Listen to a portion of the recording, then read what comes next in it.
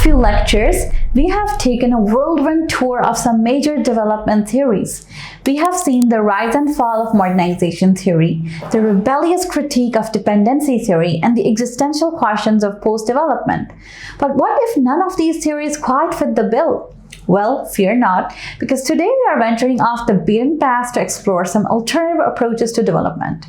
Think of it as a scavenger hunt for new ideas, where we will discover hidden gems and unconventional wisdom. Beyond the buzzwords, what's really new?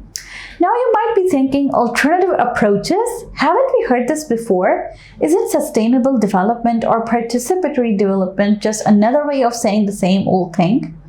Well, yes and no. While many of these approaches use familiar buzzwords, they often challenge the underlying assumptions of traditional development models. They push us to think outside the box, to question the status quo, and to imagine new possibilities for creating a more just and equitable world. Community-based development. Power to the people. One of the most exciting alternative approaches is community-based development, or CBD. It's all about putting power back in the hands of the people who are most affected by development policies and projects. Listen and learn.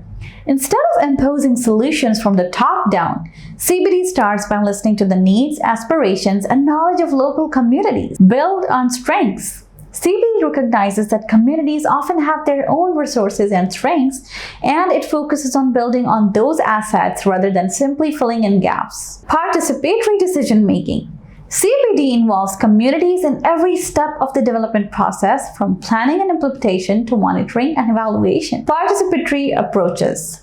Participation is a buzzword that gets thrown around a lot in development circles, but participatory approaches go beyond tokenistic consultation. They aim to create meaningful spaces where diverse voices can be heard and where decisions are made collectively. Inclusive dialogue.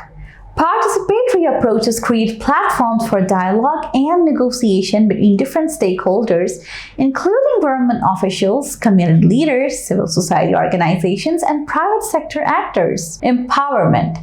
By giving people a voice in the decisions that affect their lives, participatory approaches can build confidence, foster leadership, and create a sense of ownership over development projects. Human development beyond GDP.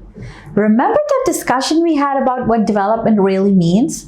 Well, the human development approach takes a broader view, focusing on expanding people's choices and capabilities rather than just increasing their income. Well-being. Human development looks at a wide range of factors that contribute to well-being, including health, education, and access to clean water and sanitation, political participation, and cultural expression. Human rights.